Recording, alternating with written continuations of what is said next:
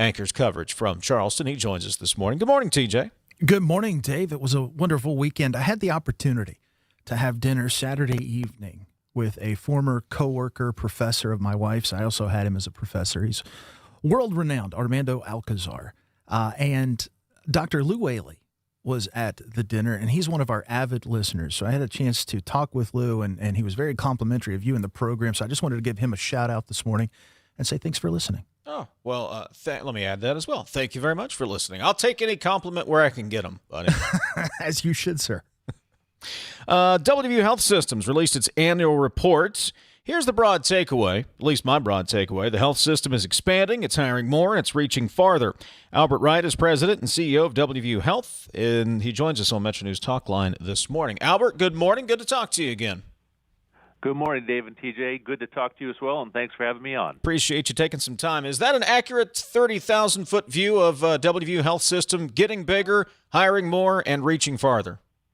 I think so. I think, the annual report is a nice time to just kind of take a look back at what we accomplished in 2025 and the impact we're having to meet our mission, which is to improve the health trajectory of the state of West Virginia and surrounding areas and carry out the teaching objectives of West Virginia University. And when you look at some of the numbers, we're up to over 39,000 employees, 25 hospitals, soon to be 31, and over a $500 million clinic visits last year. So pretty amazing reach, and blessed to work with a spectacular team of people committed to it. 39,000 employees. Albert, does that make your organization the top employer in West Virginia? If not, you got to be close. Yeah, TJ, it's a great question. I think we became the top employer 4 or 5 years back. We passed Walmart at that time, and now I think your health systems are your largest employers in the state of West Virginia, and we take that we take that position with great pride and great responsibility to make sure that we're an economic engine here for the state. Talking to Albert Wright, President and CEO of WVU Health System. Albert, what areas of the system, both geographically and I guess topically, are growing the fastest?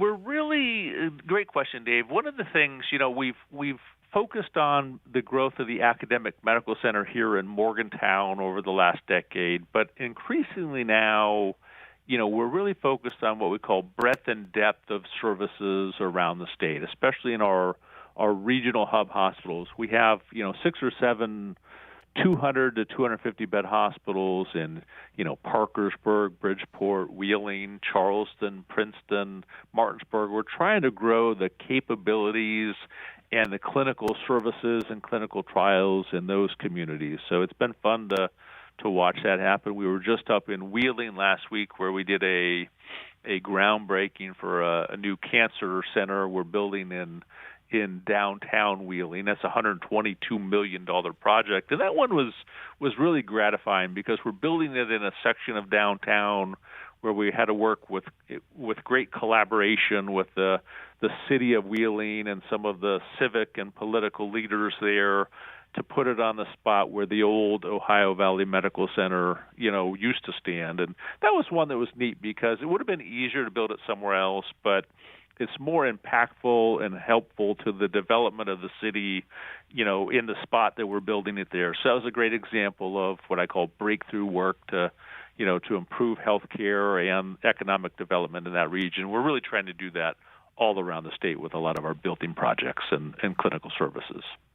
Albert, I'd like to talk about the Heart and Vascular Institute. I recall a time not too long ago here in West Virginia, there were maybe a couple of places that you could have heart procedures done. And even at those, in many instances, depending on the ailment, someone would have to seek care out of state at an even further specialized institution. WVU Medicine, WVU Hospitals, it seems like you're combating that. You're on the move when it comes to heart and vascular surgeries. I'd like to talk about that area and learn more about what you're doing. Sure. No, it's a real point of pride for us at the university. Dr. Vinay Badwar, who is our executive chair of the Heart and Vascular Institute, is actually right now the sitting president for STS, the Society for Thoracic Surgeons, which is the largest, physician-led heart and thoracic surgery group out there. So, he's playing not only a state role, but a national leadership role. So we're very proud of Dr. Badwar. And what's kind of neat, TJ, about our Heart and Vascular Institute is, we can assure the same level of quality at all of our different sites. So we have 4 places we do open heart surgery today: in Morgantown, in Charleston, in Wheeling, and in Parkersburg. And we're going to open a 5th in Martinsburg by the end of the year. But what's neat is it's one program with one set of quality indicators, one group of physicians working together to make sure that the quality and outcomes are the same at each of those sites. In certain cases, if somebody has additional comorbidities, we may bring them to Morgantown, where our full onslaught of capabilities and clinical, intensive care capabilities are here. But we've really taken heart and vascular as an opportunity to improve care, all around the state, along with cancer, the neurosciences, our pediatric, our critical care programs as well. Talking to Albert Wright, President and CEO of the WVU Health System, releasing their annual report last week. Albert, you mentioned opening the facility will be offering open heart surgery over in Martinsburg. In what other ways are you addressing the concerns of the people in the Eastern Panhandle? Well, the Eastern Panhandle, as you know, Dave, is the fastest growing part of the state, and it's a very competitive market over there. People are moving in and out. Great economic growth and development. So we want to make sure we're matching that and providing great health care for a growing part of the state. So if you remember, we've got 2 big construction projects going on where we're building a new bed tower on the Berkeley Medical Center campus. I think that's a $200 million project. When that's done, we've broken ground. When that's done in a couple years, Berkeley Medical Center will be a 320-bed all-private room, state-of-the-art facility. So significant expansion, and not only of the number of beds, but the type of beds, making sure we have the right services, all private rooms. So that will be our second largest hospital when that project is completed in a few years. Concurrently, we're doing a $60 million addition to Jefferson Medical Center there in Jefferson County, which is the smaller of the 2 counties out there, but still, large for West Virginia county populations. I think they have about 70,000 people there in Jefferson County. And we're actually going to add a small rehab hospital to the Jefferson campus. We're also going to add a branch of the WVU Cancer Institute out at Jefferson Medical Center, so that people that are unfortunately going through, cancer care, that we can provide that close to home for them out there. So big growth in the Eastern Panhandle, and we're very excited about supporting the economic growth and development we're seeing in the Eastern Panhandle. You talk about growth. It's so important. You're either growing or you're standing still. I want you to put your big thinking cap on for a second. When you think out 5, 10 years, really think about your stretch goals and really think big when it comes to your organization. What do you see for the future? Well, great question. And, some of that growth is going to occur as we acquire, and we spoke about this before, the Independence Health System in Southwest Pennsylvania. We want to make sure that we're growing regionally, meeting our mission around the state of West Virginia. But you'll see us continue to grow, in that Southwest Pennsylvania, where it gives us access to population, TJ, for higher level folks that will come down to our academic medical center. Peak Health, which is our provider-sponsored health plan, co-owned with Marshall Health and Valley Health in Winchester, Virginia. We continue to see growth in Peak. Peak now, the Medicare Advantage plan is the 5th largest, I believe, in the state, and with the current growth trajectory, Peak will be the 3rd largest Medicare Advantage plan here, we think, in the next year or two. So we'll continue to see growth there. I sit in my office here in Morgantown, looking out at a beautiful new eye institute that's being built in an attached parking garage that will open in a couple of years, and then we've got, as that eye institute opens, and that'll be a one-stop shop for all things ophthalmology, including, all of our research space and operating rooms in that building. As soon as that happens, we'll take down the old Eye Institute, which is a 3-story building attached to Ruby Memorial. And if you remember, the next step on our master campus plan here in Morgantown is to build out the Hazel Ruby McQuain Cancer Hospital, which, we're designing. I've got a 4-hour design session coming up with the great architectural team that's working on that project. And I will tell you, when we start to build that cancer hospital, guys, that will be as exciting as it was when we built Children's. So that will really transform our campus here in Morgantown. And, today Ruby Memorial and the complex here is an 880-bed hospital. When we're all said and done, this is going to end up being 1,000 to somewhere between 1,000 and 1,200 beds in Morgantown. And, and we want to be one of the top quartile academic medical centers and academic health systems around the country. So I think we've got some exciting growth ahead. Albert, I've only left you about 60 seconds for a pretty loaded question, but as we move forward with the changes made to Medicaid and Medicare, the changes in the One Big Beautiful Bill, how's WVU Health System preparing for that? We're securing our balance sheet, making sure we're prepared for worst case scenario, and make sure we can continue to meet our mission. And in the meantime, some of those changes in the One Big Beautiful Bill don't happen for a couple years. So we'll continue, Dave, to advocate to make sure that health care is essentially a right, and that we're keeping as many people covered with health care as possible, so that we can take great care of folks and remain a financially viable organization. So everything we do is cautiously in mind to make sure we can keep doing what we do, even if worst case scenario happens and some of these Medicaid cuts occur down the road. President and CEO of WVU Health System, Albert Wright. Albert, we appreciate the update and best of luck. We'll talk again real soon. Thanks, gentlemen. Have a great Monday. You as well. We'll get an update from Fox News Radio's Jonathan Savage in a moment. The latest on the war in Iran. The WVU Medicine Medical and Surgical Weight Loss Center offers a comprehensive surgical program to help you obtain a healthy weight and improve your quality of life. Our nationally recognized bariatrics program has a strong focus on pre-surgery education and long-term weight loss after surgery. We're here to help you every step of the way. Reserve your spot at the next free, no-obligation information session by calling 304-293-1728.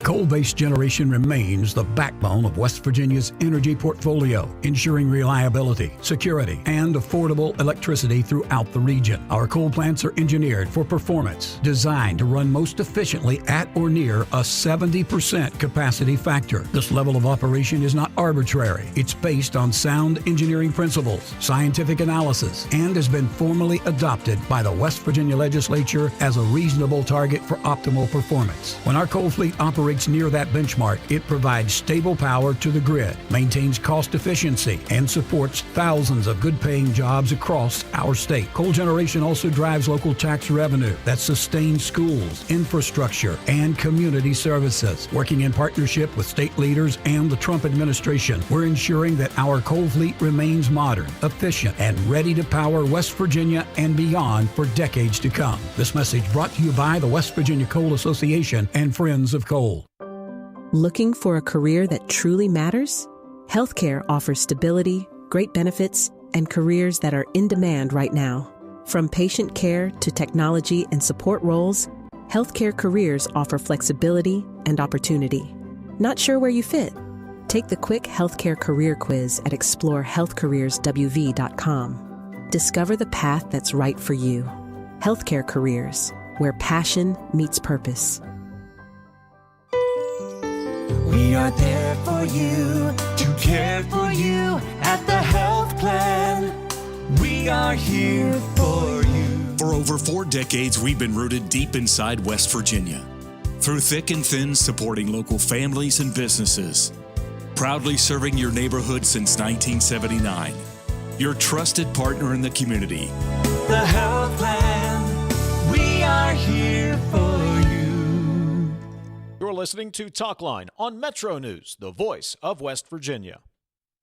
Leading the efforts to build a stronger West Virginia, The High Technology Foundation has a proven plan to strengthen and diversify our state's economy. The I-79 Technology Park's high-capacity infrastructure continues to attract advanced federal operations that are driving economic growth. This keeps our young, educated residents in the state and brings West Virginians home. The High Technology Foundation, building a stronger West Virginia. Learn more today at WVHTF.org. Across West Virginia, hospitals are always here, healing, helping, and standing strong for our communities. Hospitals save lives and build livelihoods. They're among our largest employers, with a passionate workforce of 54,000 West Virginians. Hospitals are economic drivers, contributing close to $17 billion to our state's economy and working to ensure access to care for all.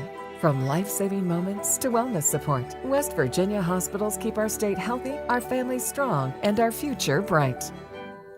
Sunshine, open roads, and a new Toyota from Dan Cava Toyota World. Lease an all-new Camry for as low as $398 a month. All new Tundras now up to $8,000 off. All new Tacomas now up to $4,500 off or lease as low as $399 a month. $7,500 off the new BZ or 0% financing for 72 months. We've got a Toyota for you at Dan Cava Toyota World in Fairmont. Shop the world. You own a boat because you love spending time on the water. Choose the outboard that allows you to make the most of it. Honda Marine's legendary reliability, ease of maintenance, and powerful performance keep you going strong. And they're all backed by the peace of mind protection of the industry's best limited warranty. Visit your Honda Marine dealer today and find out why it's more than an engine. It's your time on the water.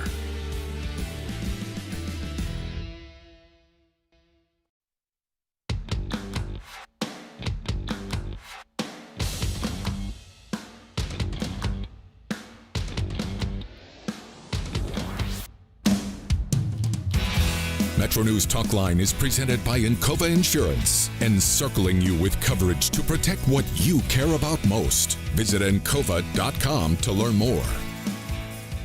President Trump saying that Iran needs to open the Strait of Hormuz or ... Let's bring in Fox News Radio's Jonathan Savage for the latest. Jonathan, good morning. What if Iran refuses to open the Strait of Hormuz?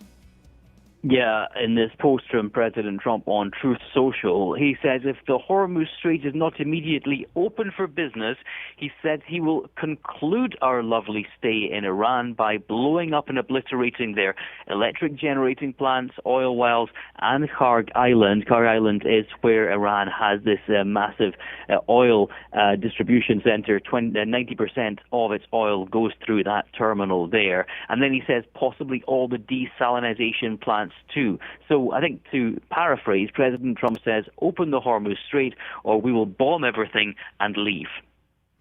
The U.S. has deployed a Marine Expeditionary Unit. We read that in this morning's press. Jonathan, can you tell us more?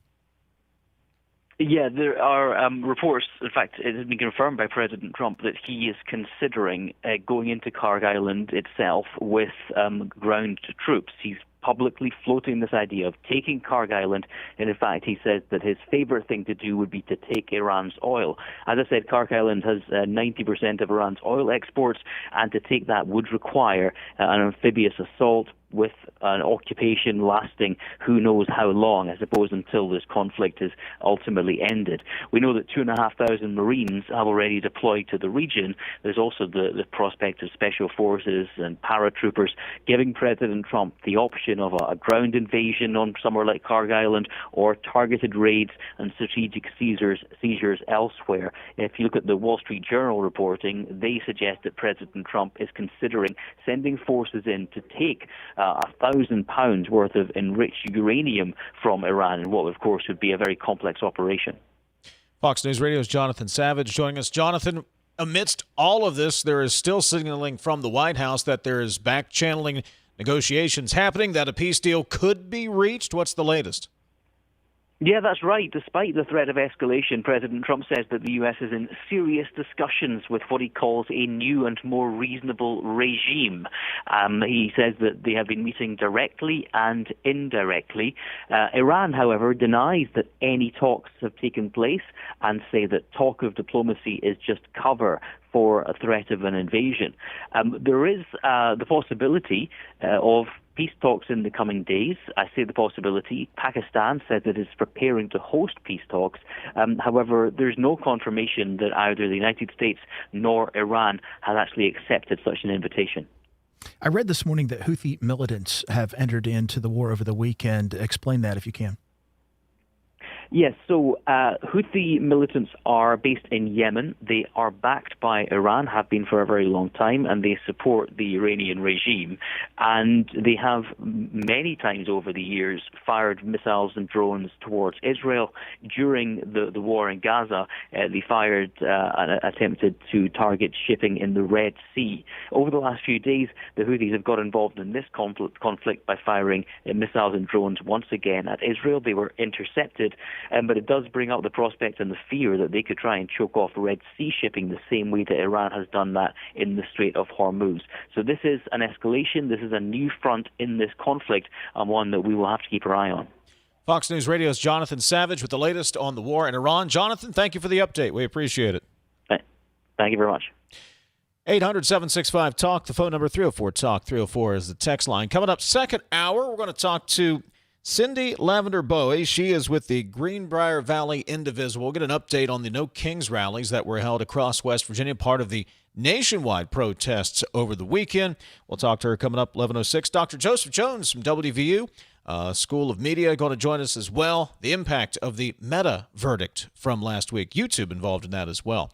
This is Talkline on Metro News for 40 years, the voice of West Virginia. It's 10:30. Let's get an update from the Metro News Radio Network. Find out what's happening all across the great state of West Virginia.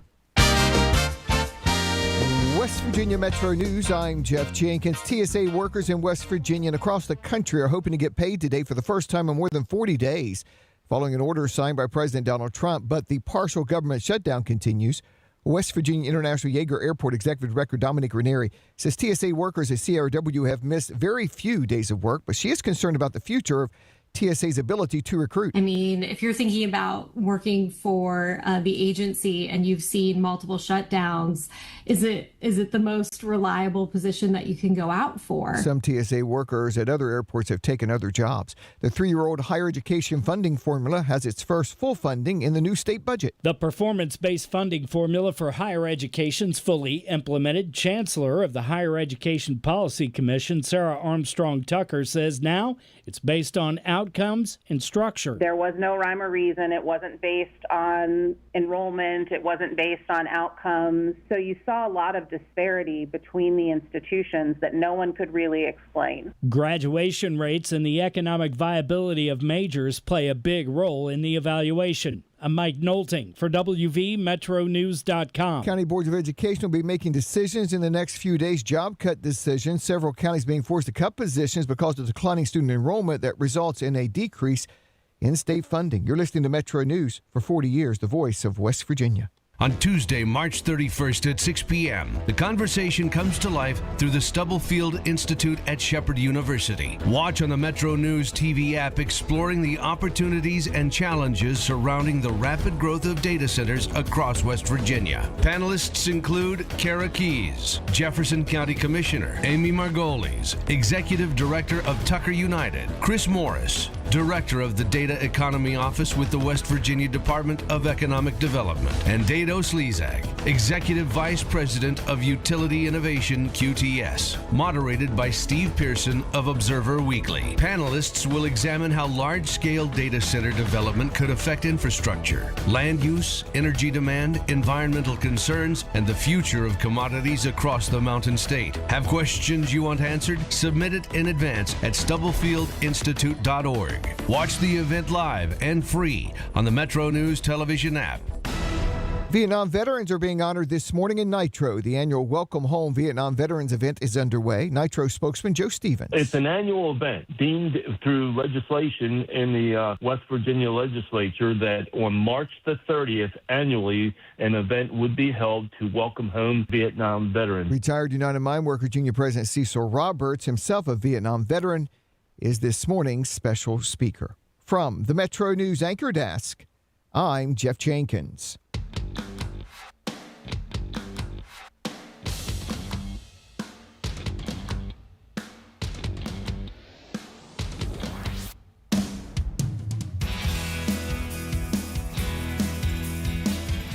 Your text coming up, 304 Talk 304 is the text line at 800-765-8255. That is the phone number. Friday morning, it was announced that Google had purchased 1,700 acres along Route 62 near Buffalo in Putnam County with the goal of developing a data center on that property. That's gotten some mixed reviews. There are certainly people who are celebrating the decision. There are certainly people in that area who are concerned about that decision. Eric Tarr is the state senator from Putnam County, and he joins us on MetroNews Talkline from the Charleston studios. Good morning, sir. Good morning, Dave. How are you this morning? I'm doing quite well. Are you excited about this announcement that came out Friday morning? You know I am. Anytime you get decabillions coming into your county for investment, that's a good thing. So decabillions. So this is a $10 billion development. Well, yeah, when you look at the investment from data centers for about every gigawatt that they bring in, it's around 20 billion, 15, 20, 25, depending on the person that's bringing it or the entity that's bringing it.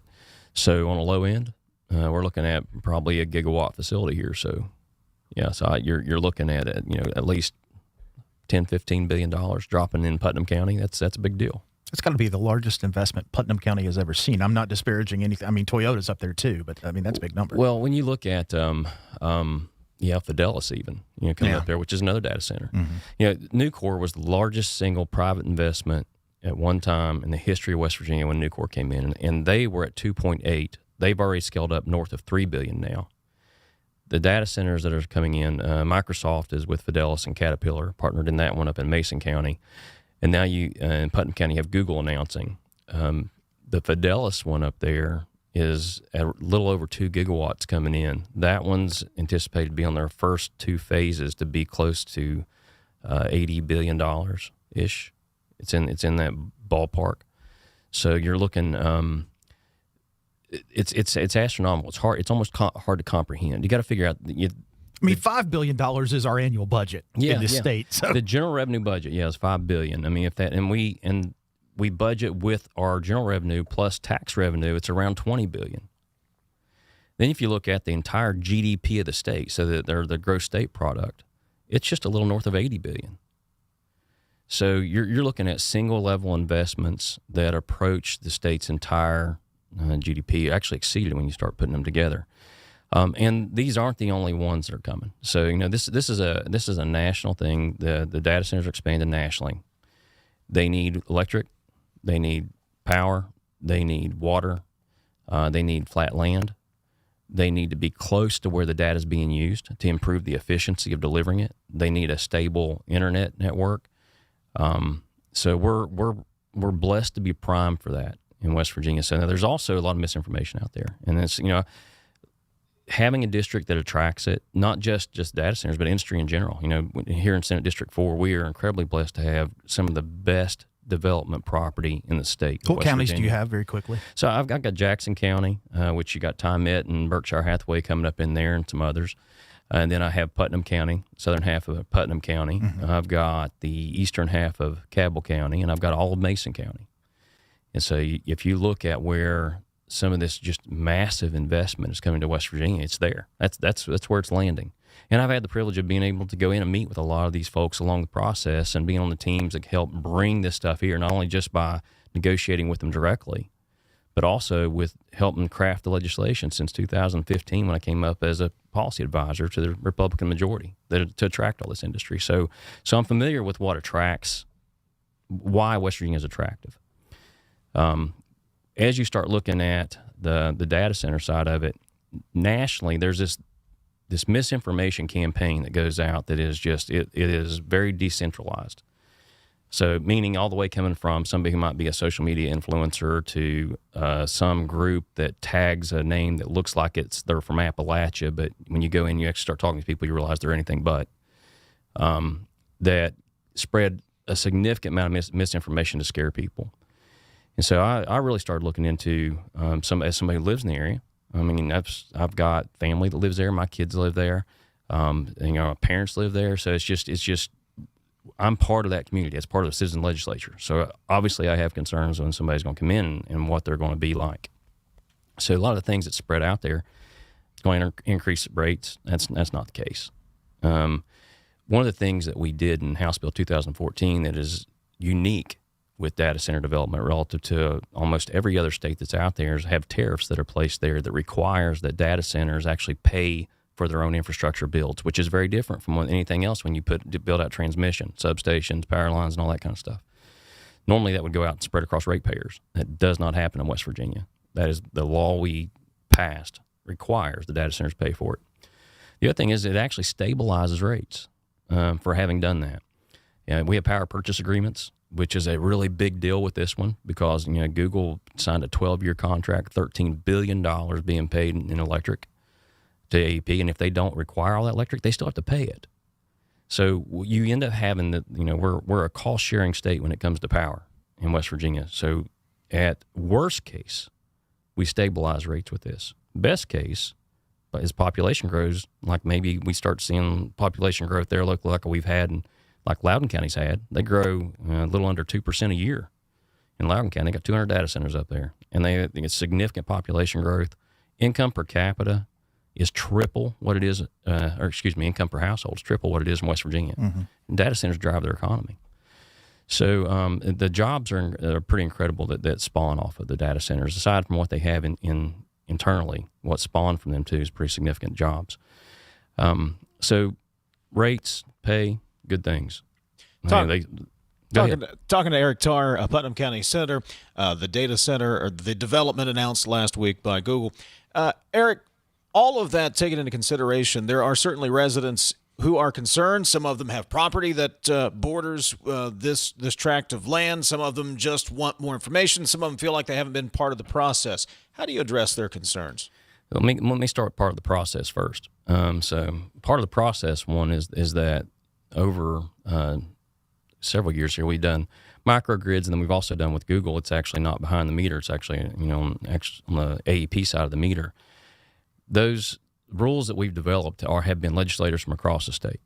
Everybody you elect to send up there has had say in the legislation that develops what attracts this industry to West Virginia, and it passed overwhelmingly up there. So that's one. The other thing on the process is Google's really done something different here than they've done any other development they've had. So Google's been looking at the place for a while now. You don't just make this kind of investment on a whim.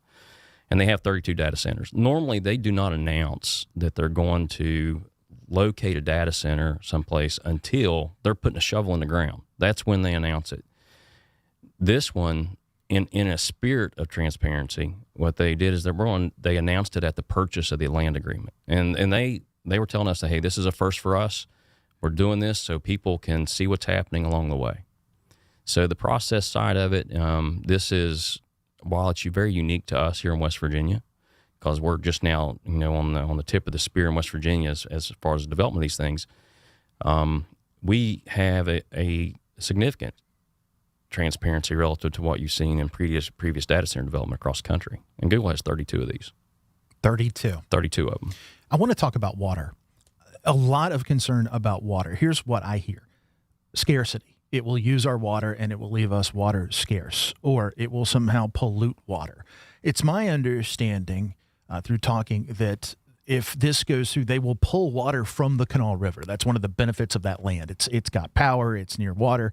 Can you confirm that? And can you talk a little bit about what you know to be the truth when it comes to the water issue?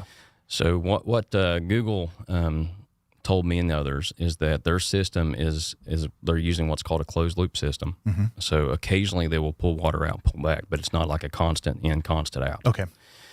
If you have somebody who's not a closed loop system, I can kind of give you a kind of scale, I guess, things to think about. So when you have a mega data center, one of these really monstrous ones that are multiple gigs, they'll pull between 5 and 6 million gallons of water a day in, and then go back. They filter it. And you got to really filter. They're filtering this to come through to cool billions of dollars of high-tech servers. And so it's got to be clean when it goes through. And then when it comes back out, they're subject to the same DEP regulations as anybody else that's light industry in West Virginia. So it wouldn't matter if you're a car manufacturer, or if you're a chemical manufacturer, if you're a data center. You're subject, if you're light manufacturing there, then you're subject to those same DEP rules. At 5 million gallons to 6 million gallons a day, let's put that to scale. Ohio River going through is 185 billion gallons per day that runs past any given point. So when you're talking, if they were even ever got to the 5 million, you're talking less than 3/1000ths of 1% of water comes through there. And you know we've all been close to Kanawha and the Ohio. I don't imagine it's where you'd want to go out and throw a cup in there and take a drink out real quick. But I can tell you, I would expect that the water that anything that would go back in there, because of what that water's having to take care of, is probably a cleaner product than what we see there now. State Senator Eric Tarr joining us here on MetroNews Talkline. Eric, what does it signal to the rest of the tech industry that Google, and Google's it's probably the name, right, in tech, Google is coming to West Virginia? You know, it's big. It's really big. It's also Microsoft. You know, so Google coming to Putnam County, Microsoft coming to Jackson County. That's what Fidelis is. There's one of the things that we've learned in other areas where these developed. When one big name comes, everybody else realizes, okay, the game's there, and so the other ones come around it too. And it can get a little competitive between all those. You know, they're all private companies, or public. They're not public companies, but publicly traded private companies, and they're competitive. You know, remind folks, because we get tunnel visioned a bit, excited about the actual project in Putnam or Mason, but remind folks the extent to which the entire state benefits from this project. Yeah, so that's the thing. In House Bill 2014, the revenue that comes off of that is, by the time we get these data centers, there are hundreds of millions of dollars that flow through West Virginia. And many of that goes into the counties. The counties they locate in directly are probably going to see multiples of their revenue and tax base off of these data centers. It's pretty incredible off just the personal property tax. And I'll give you an example. For Fidelis, these numbers are pretty tight because they're a lot closer to actually shoveling the ground as compared to just the land purchase. So I can kind of give these numbers off Fidelis. Is if they come in and they're around that $40 to billion gigawatt per gigawatt side of things, and they end up doing a couple of them, $80 billion investment. Every 5 years, they got to turn around and replace the servers. Really? Every 5 years. And so those servers are brand new, taxed, personal property taxation at brand new level. They depreciate over 5 years, and in 5 years, you got another $40 billion of servers being replaced per gigawatt. Brand new tax base. Brand new tax base. And so you constantly flowing money into the counties there. And then plus there's money goes out, there's statewide share that goes out to the rest of it as well. So think about what that means for your fire departments, for your libraries, for your school systems, for anything that comes in that for the services of a county. And I'll give you a really good example to look at is if on schools first, if you go back to something that's not even this scale of investment, Doddridge County. Doddridge, doesn't have to take state share because of all the money that comes in from gas up Very there, rich because county. of the gas in there. I mean, they got Taj Mahals up there that they've built because of all the extra cash that's come in off that severance from gas and investment. So this is a way that we are essentially manufacturing, storing data in Putnam County and Mason County. And the tax revenue that it generates to do that is going to be extraordinary to those communities. So the things that we all complain about, Mason County, for instance, they got one ambulance running right now. They got one ambulance. In the entire county? In the entire county, one ambulance running. Wow. So you think about the tax base that comes in to help fund those services, and you're looking for stuff to do it when you got that kind of wealth coming there. So in order to get infrastructure fixed, get services fixed, get anything you want to be able to buy for education side of things, You have to have a tax base. And the good thing about this is you're bringing in outside investment into West Virginia, creating brand new industry that spawns off of it. You figure in a data center, you got electricians, you got network technicians, you got HVAC that all are paying, on average over 6 figures. And they're certificate level jobs. So plus the construction that never stops. I mean, so you're the construction side of it. We were talking to Google, and the last one they built, I think it was in 2000. I think they were saying 2014. Still building on it. So it's just, and it's kind of like Nucor. So it turns over. They just can constantly expand. It's such a growing industry, such a rapidly growing industry, that once you get your footprint, you get your foundations, you learn you get the legislative, the regulatory stability in an area, then you double down, and you continue to double down. And that's what we've seen in other areas. Putnam County Senator Eric Tarr. Eric, we appreciate the perspective. Thank you, buddy. All right. Thanks for having me on, guys. Appreciate it. Take a break. Coming back, the boss in the studio next. Worried about paying for college? MetroNews is proud to present the 19th Annual West Virginia Scholar Program, where one high school junior in West Virginia will win a full scholarship to West Virginia Wesleyan College, including room, board, tuition, and fees. For details, go to WVMetroNews.com and click the Apply Now button. Deadline is May 3rd. The 2026 West Virginia Scholar Program, presented by Greer Industries and the West Virginia Hospital Association. Go to WVMetroNews.com and apply today by May 3rd. Tens of thousands of hardworking West Virginians earn their living in our state's growing natural gas industry, including thousands for Antero Resources, West Virginia's top natural gas producer. Antero's investments are boosting our local workforce and small businesses. We're proud to give back and invest locally to support West Virginia workers producing West Virginia energy. But the Mountain State's best days are ahead, and Antero Resources is just getting started. Visit AnteroResources.com to learn more.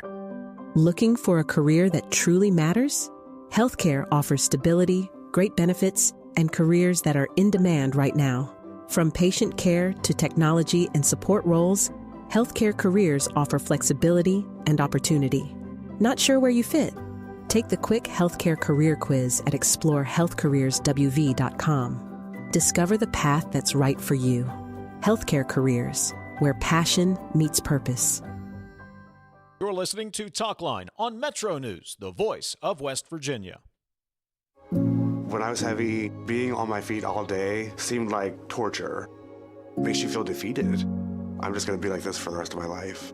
But then I thought, I'm done acting like that. I'm not going to be like that anymore. Bariatric surgery at WVU Medicine helped me lose 265 pounds.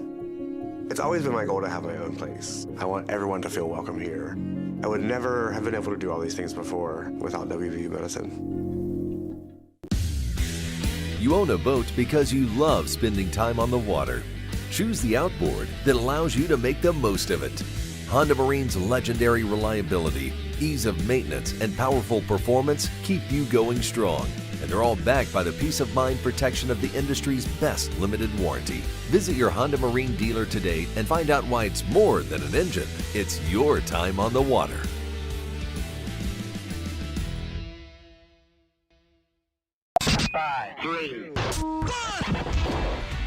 All the sports West Virginia is talking about. Nikki Izzo-Brown, coach of the nationally ranked WVU women's soccer team. I think they're just having a very good understanding of each other. Join Kyle Wiggs, Brett Howe, and Coach Hunter weeknights for Sportsline on Metro News Television. Available on mobile, Roku, Fire TV, smart TVs, and online at WVMetroNewsTV.com. On the next State of Minds. I came here to Morgantown, the WVU. I wanted to play football. Tried to walk on, but I was humbled very quickly. So I joined the WVU forestry team.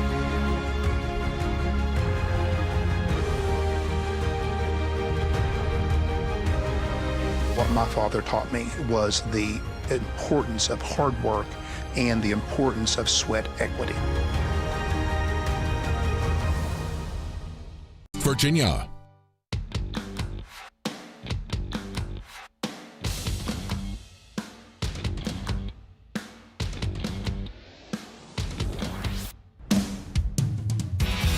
MetroNews Talkline is presented by Encova Insurance, encircling you with coverage to protect what you care about most. Visit Encova.com to learn more. We wrapped up the boys and girls state basketball tournaments last Saturday. Took all week, finally recovered from that.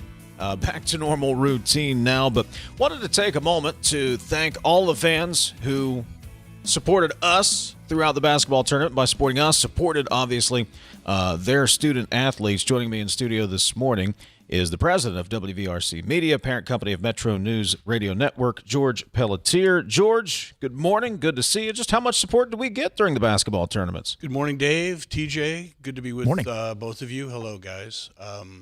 This was an outstanding, really 3 weeks, and I know an exhaustive 3 weeks for you and all the sports guys. We do the MEC tournament, then the girls tournament, and the boys tournament. So for 15 days, our guys are going pretty quick. But Wayne Ryan and Chris and all those guys from the WVSSAC, they do a wonderful job of executing and putting together a really great tournament. And our viewership and our listenership really show how important high school sports are to the state of West Virginia.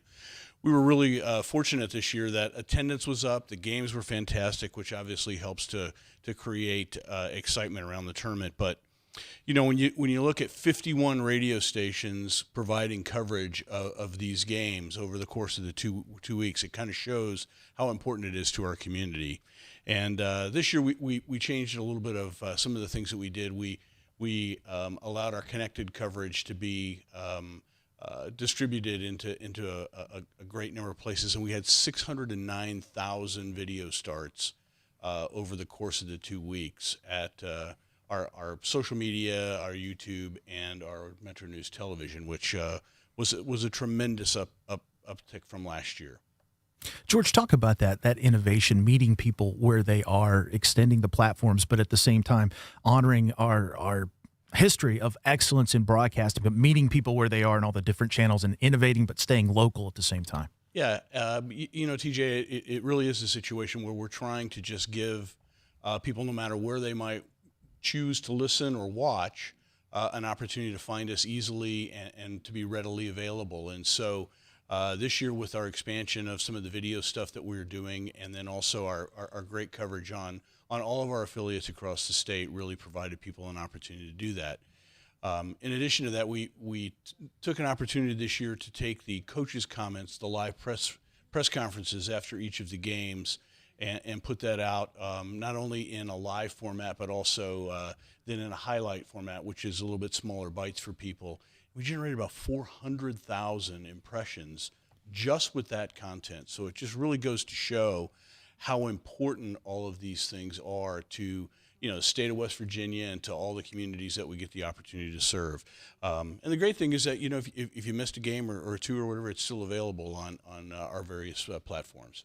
And we've got to hit the break here because we got to do that, George. But I just want to say all of that means to me, and this is great for us, but it's great that these student athletes, we get to highlight their accomplishments.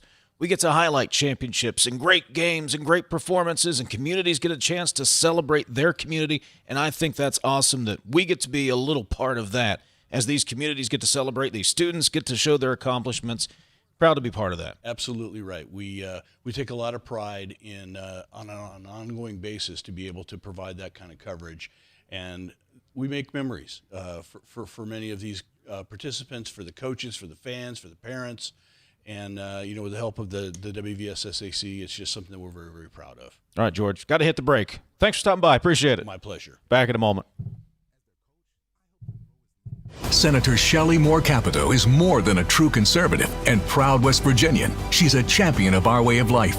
She doesn't just fight, she delivers, working with President Trump to close the border and keep our families safe, protect our energy jobs, and cut taxes, and establishing the New River Gorge National Park, a powerful economic engine. Shelley Moore Capito, our senator, our champion. I'm Shelley Moore Capito, and I approve this message. Paid for by Capito for West Virginia. You're listening to Talkline on Metro News, the voice of West Virginia. We're Panhandle Cleaning and Restoration, and we're gonna save you. We've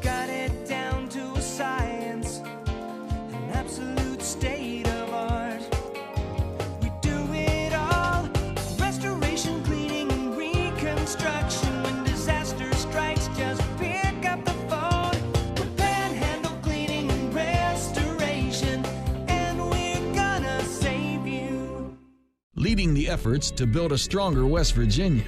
The High Technology Foundation has a proven plan to strengthen and diversify our state's economy. The I-79 Technology Park's high-capacity infrastructure continues to attract advanced federal operations that are driving economic growth. This keeps our young, educated residents in the state and brings West Virginians home. The High Technology Foundation, building a stronger West Virginia.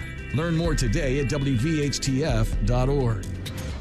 When I was heavy, being on my feet all day seemed like torture. It makes you feel defeated. I'm just going to be like this for the rest of my life. But then I thought, I'm done acting like that. I'm not going to be like that anymore. Bariatric surgery at WVU Medicine helped me lose 265 pounds. It's always been my goal to have my own place. I want everyone to feel welcome here. I would never have been able to do all these things before without WVU Medicine. You own a boat because you love spending time on the water. Choose the outboard that allows you to make the most of it. Honda Marine's legendary reliability, ease of maintenance, and powerful performance keep you going strong. And they're all backed by the peace of mind protection of the industry's best limited warranty. Visit your Honda Marine dealer today and find out why it's more than an engine. It's your time on the water.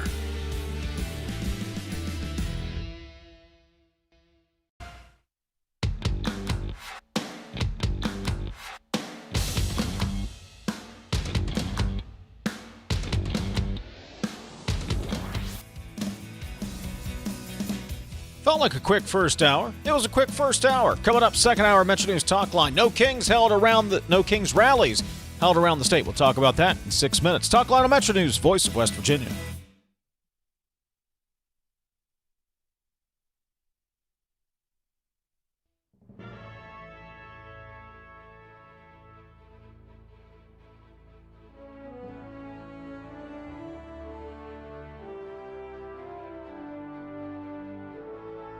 Hoppy Kercheval, 5:55 a.m. How early did you get in that day, by the way? Probably 3:30. Probably 3:30. How long did you do sign-on shift? I signed on like 7 years. Not all. 6 days a week for 7 years. Lightweight. I know. Couldn't do it now. Now when I wake up at 3:30 is to go to the bathroom. And go back to bed. Welcome to the 2 o'clock hour, Metro News Midday, powered by Salango Law. Visit salangolaw.com on a Wednesday, and I apologize because Stephanie Pauly is our producer, one of the producers of the show, and normally she has everything. We have a thing we call the run sheet, when we have who we're calling and what we're doing and so on. And so and Stephanie, I don't even know whether you know this, I did the run sheet today, and I put the wrong date on it. I put 2025 on it. Because how many of us in modern day actually write the date out anymore? I mean, you did it when you were in school, you did it back when people wrote checks and whatever. This may have been the first day that I have written the date down, and I was responsible for putting together the sheet. And my co-host, the lovely and talented AD, starts the show by saying January 24th, 2025, because she read it directly off the sheet, and it is indeed the year of our Lord, 2026. Oh, yeah, he did find something out. Something, you're related to Thomas Jefferson? Well, no, I'm not related to Thomas Jefferson, but I am related to Samuel Kercheval, who was a historian. I'm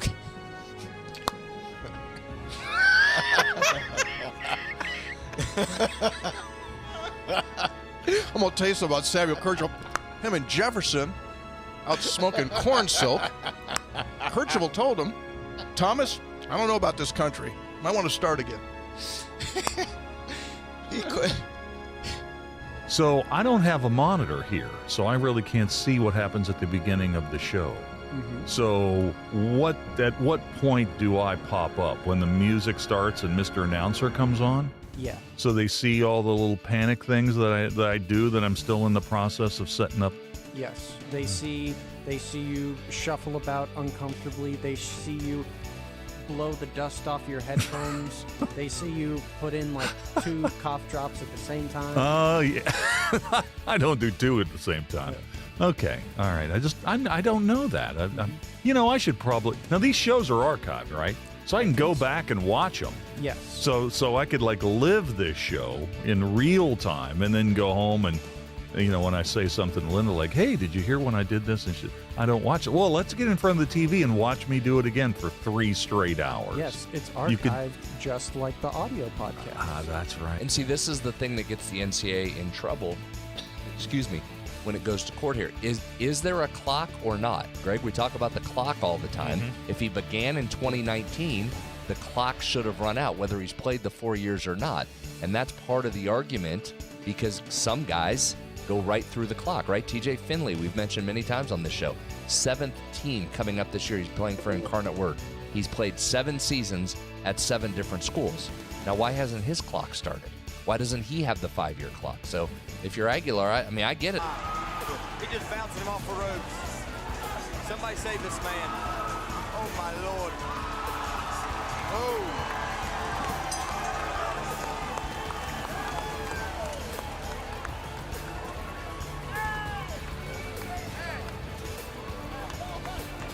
Very nice, very nice. He hit him with everything he didn't want. Yeah.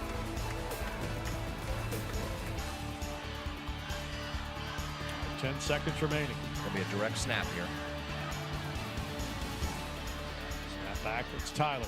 Tyler fakes the run. He throws. He's got an open man. Pass caught 10, 5, end zone. It's a touchdown. Pulled in by Nestor. 3 seconds left. Are you kidding me with the play call right there by Kevin Whiteman? Again, forget the game-winning field goal. Whiteman says, we're going to try and win this thing right now. The direct snap to Tyler sucked everybody up, and Nestor slips behind. What an unbelievable gutsy play call, and then perfect execution by these Falcons. Things aren't always going to be great. And sometimes, you can work really, really hard and it's still not great. You're still not successful. But, if you continue to do it, one way or another, things are going to be, work out. You're going to be successful. And it may not be in the world's eyes, but, God's made us this way. He's blessed us with so many things. And I think that's one of our attributes that we need to have is we're going to continue to work. We're going to continue to work hard. And if it doesn't work out exactly how we want, just keep plugging away because God's got better plans.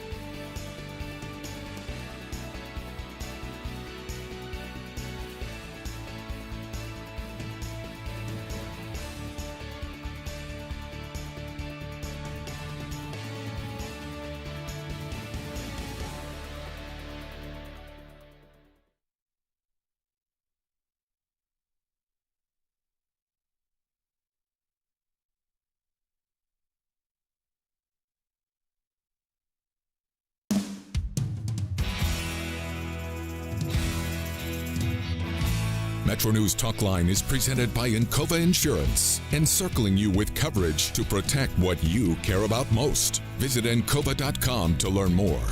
Second hour of MetroNews Talkline from the Encova Insurance Studios. Hope you're having a good start to your week. Dave Wilson in Morgantown. TJ Meadows is in Charleston.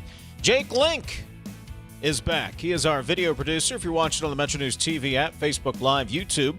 And Sophia Wasik handling the audio side of things for all of our great radio affiliates across the state of West Virginia. Phone number is 800-765-TALK, 800-765-8255. You can also text the show at 304-TALK-304. We will get to some text messages coming up a little bit later on this hour. Dr. Joseph Jones from WVU's Reed College of Media going to join us bottom of the hour. We'll talk about that historical lawsuit verdict that came out of California and New Mexico last week, what the impacts may be for Meta, YouTube, and other social media platforms. We'll get to all of that coming up in just a bit. Once again, say good morning, TJ Meadows. Good morning, sir. Good weekend? Good weekend. Great weekend. I do want to circle back for just a second, Dave, if I could, to the Eric Tarr video. He told us something that was big, and I didn't point it out as well as I should. $13 billion in power over 12 years with that data center that Google is going to enter into AEP with on a take or pay basis. What that means is if this thing doesn't work out for some year in, year 6 or whatever, Google still has to pay for that power, even if they don't take it. What is the significance of that? The significance is that is a ratepayer protection, because how many times have we heard the argument that if this doesn't work out, it's going to be put onto the ratepayer? Not when you've got a $13 billion, and I hope I didn't invert the 13 and the 12, $13 billion deal on a take or pay basis. That's the first I'd heard that reported. That is a big deal, and I think signifies what kind of investment this is going to be. I just wanted to point that out. 304 Talk 304 is the text line, and 304 Talk 304 and 800-765 is the phone number. Thousands of No Kings rallies were held across the country this past weekend. There were many in West Virginia, from Wheeling to Morgantown, Charleston, and into the Greenbrier Valley as well. Joining us this morning is Cindy Lavender-Bowe. She is the co-chair of Greenbrier Valley Indivisible. That's a collaboration between the Greenbrier County Democratic Women's Club and the Greenbrier Valley Indivisible. She joins us on MetroNews Talkline this morning. Cindy, good morning. Thanks for joining us. Good morning. Thanks for having me here today. What was the message you wanted to get out during the No Kings rallies this weekend? Well, families are living with a lot of instability, economic, of course, but it's also, there's a lot of cruel and unjust things that are happening under the current administration. And so we wanted to use the day to very peacefully talk about changes we'd like to see come under this administration. When it comes to affordability, is that solely the fault of President Trump? Oh, absolutely not. We all know that it doesn't matter whoever the president is, they do get the blame. But this, in my opinion, and I have no economics background, this has been really hard 6 years. We've had ups and downs with the economy. I don't feel that it has been good long enough for people to feel like it was stable. What were the main issues the folks down in the Greenbrier Valley, and you got folks from several different areas who showed up for this particular rally, what were they most concerned about? Well, this is the 6th event that we had over the last year where we participated as part of a mass action, and we've seen our numbers grow. And one place where we've seen that is from our agricultural community. Farmers were very hard hit, not just by the USDA cuts and changes last year, but also the USAID. And we had farmers, folks that I knew personally, that just were hit so hard, they're not sure that their farm is going to make it through this season, that this season will be kind of a make or break it for them. So that is something that we've seen grow a lot. And this community in the Greenbrier Valley is always trying to help their neighbors. So we started having conversations. We had a forum with our farmers back in the summer, and they had an interest in figuring out how to make their voices heard. They weren't the only people that have participated in these, but that's certainly something that is new that we've seen. Talk to me about what needs to happen to remedy or fix this situation. As you meet with people and you protest together, I'm sure you exchange ideas. What are some of the things that float to the top in terms of fixing the problem?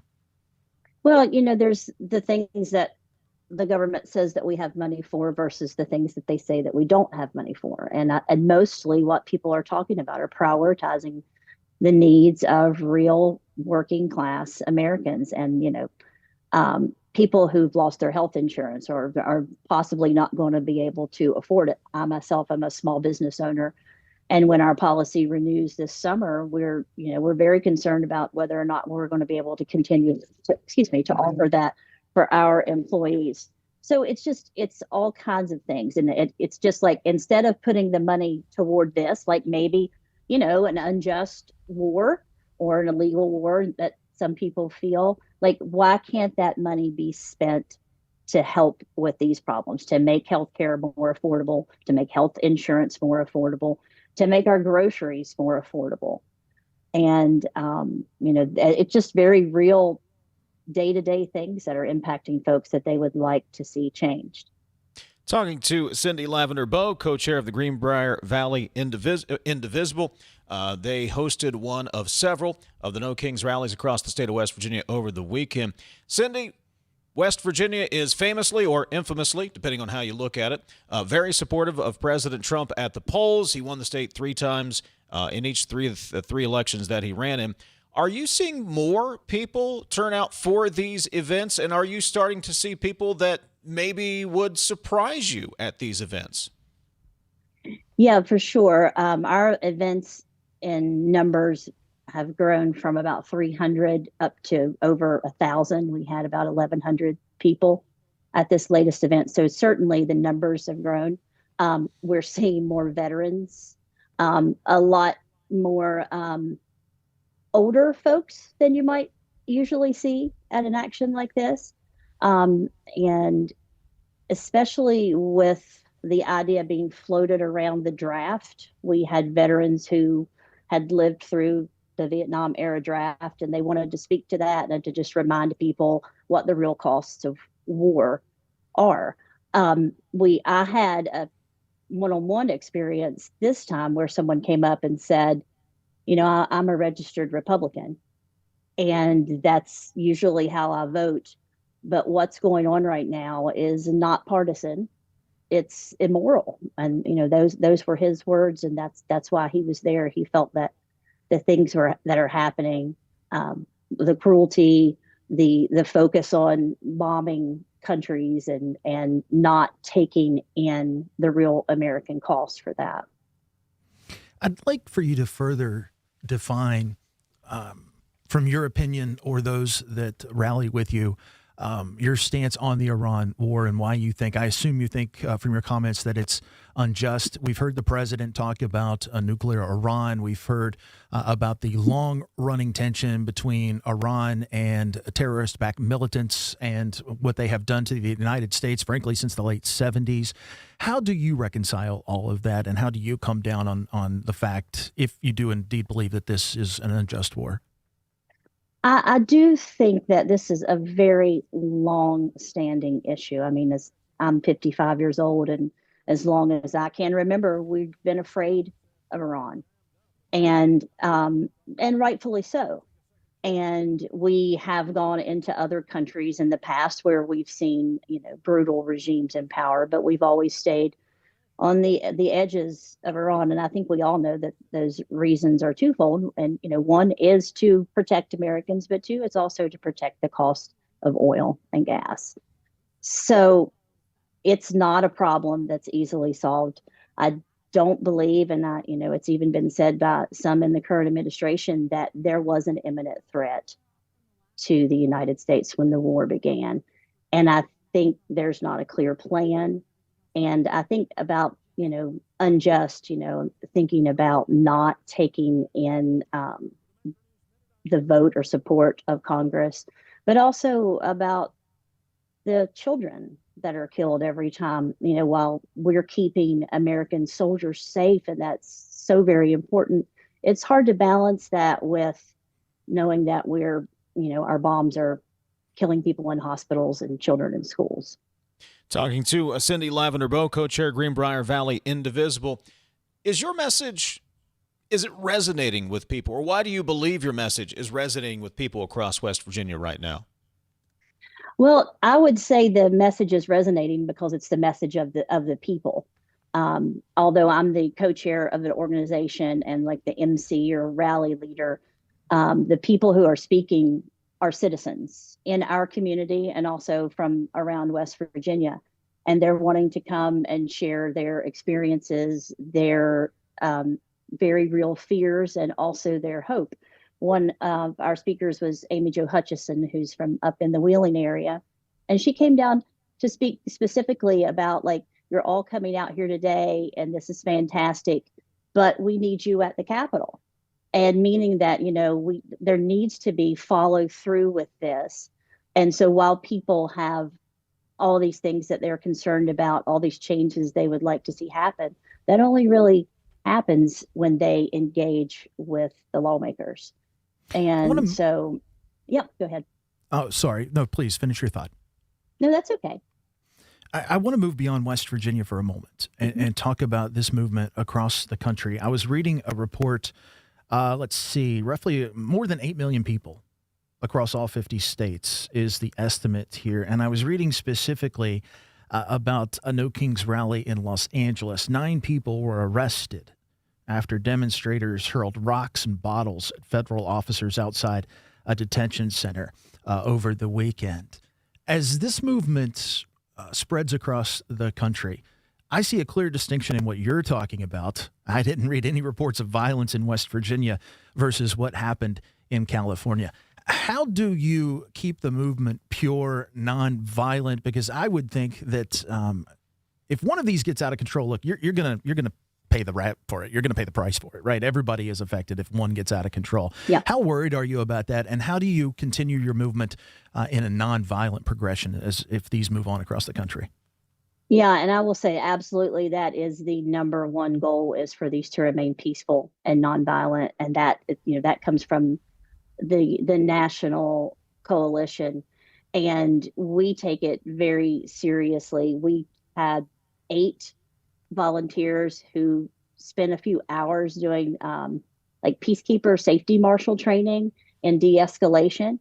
And so we are, we're walking around and monitoring our own people. And that is happening at these rallies around the country. Now, I can't imagine, how different that is in a place like Los Angeles. That's, there were probably tens of thousands of people there, and very real and emotional issues around ICE and immigration there.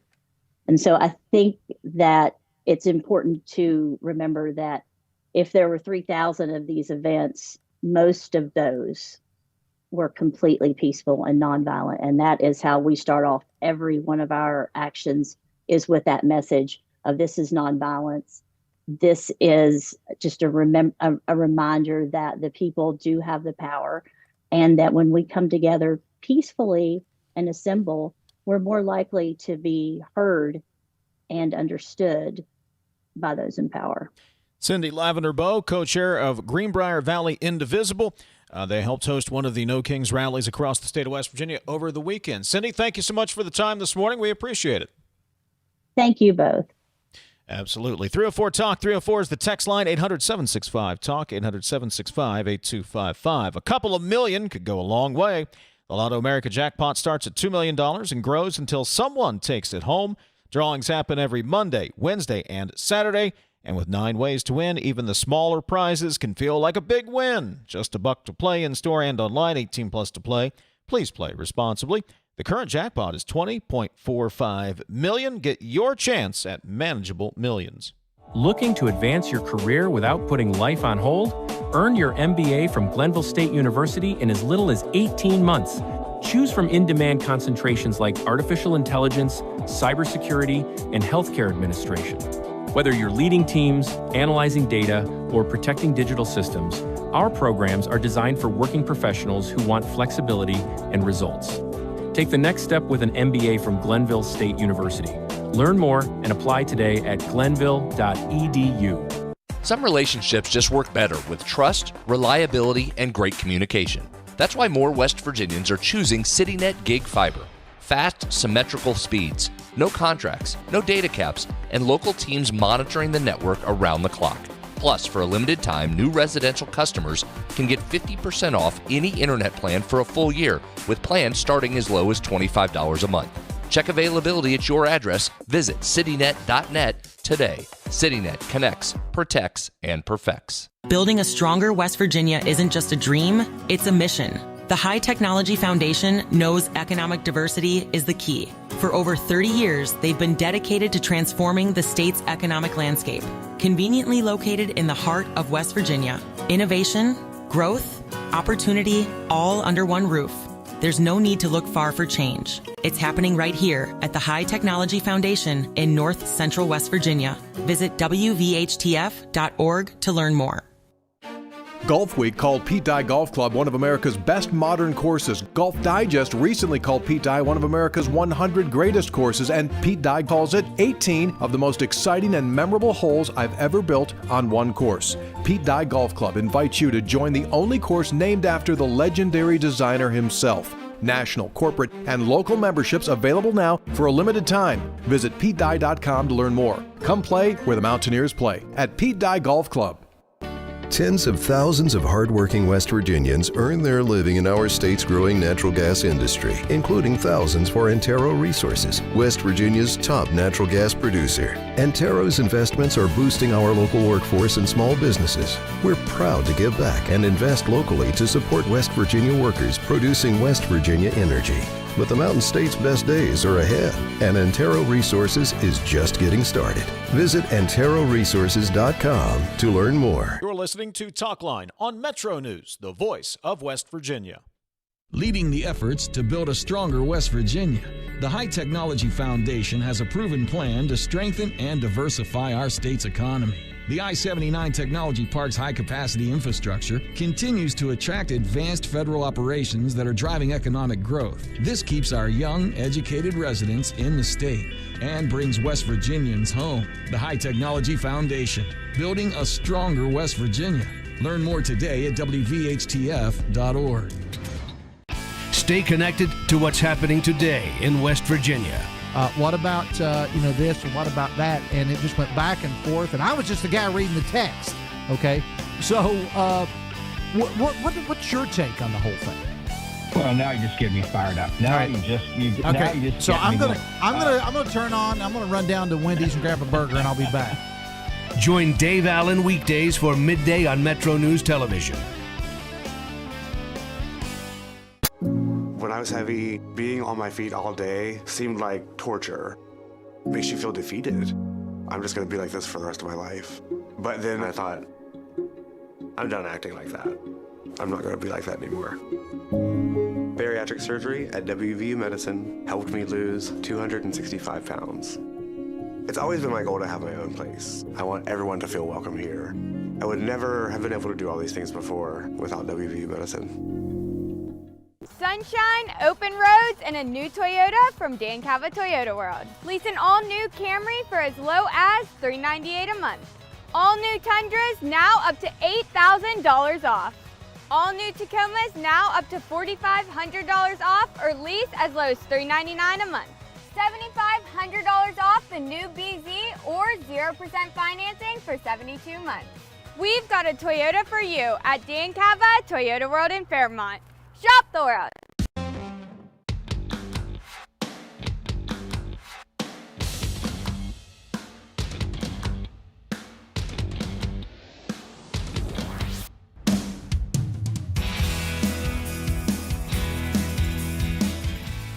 Text line is 304-TALK 304. Phone number is 800-765-TALK. Dr. Joseph Jones from the Reed College of Media at WVU going to join us after the news. We'll get into the impacts of that lawsuit verdict involving Meta and YouTube. Meta is Facebook, of course, last week in California. If you have a child who's a junior in high school in West Virginia or know someone who does, listen up. Here's your opportunity to win a full scholarship from West Virginia Wesleyan College. That includes room, board, tuition, and fees. The 19th Annual West Virginia Scholar Program is presented by ZMM Architects and Engineers and the West Virginia Farm Bureau. The deadline is May 3rd. For details, go to WVMetroNews.com to apply. That's WVMetroNews.com. Application deadline is May 3rd. Let's get some text in here, 304-TALK 304. Guys, I think I'll do what I do every year and wait till July 4th to have a No Kings event. 304-TALK 304. There were no consequences for the January 6th rioters/protesters. So what's the big deal if 6 or 9 were arrested out of millions? Come on, man. That's not a fair comparison. You know, we're talking about 9 people arrested out of how many hundreds of people were at that rally. Don't start cherry-picking one bad apple out of the 8 million people. My gosh, says the texter. Is that what I was doing? I asked her a question. She answered it very well, by the way. 304-TALK 304. How come you guys forget that the Americans what the Americans and the British did to Iran before they became radical Muslims. You guys don't like acknowledging our past colonizer tendencies. How many of the No Kings protesters are paid to be there? These protests are not grassroots, says the texter. Do you all think we'll put ground troops in Iran? I mean, not a military strategist. Despite what holy moly. Sorry, can you see this on camera, Jake? You should see the spider that just came down from the ceiling, TJ. Welcome to the show, Charlotte. I was just, it's right there on the desk. I mean, I don't think it's going to eat me, but boy, it'll grab your attention. I mean, how big we talking here? I mean, probably arachnophobia sized, Well, I mean, the movie, not the actual condition. Geez. Can you see it? I think you can barely. People are going to mock me. That thing just came right out of the ceiling. What was I saying? Iran. Not a military strategist, but yes, I do think we end up having troops on the ground there. And it's going to be very unpopular in this country.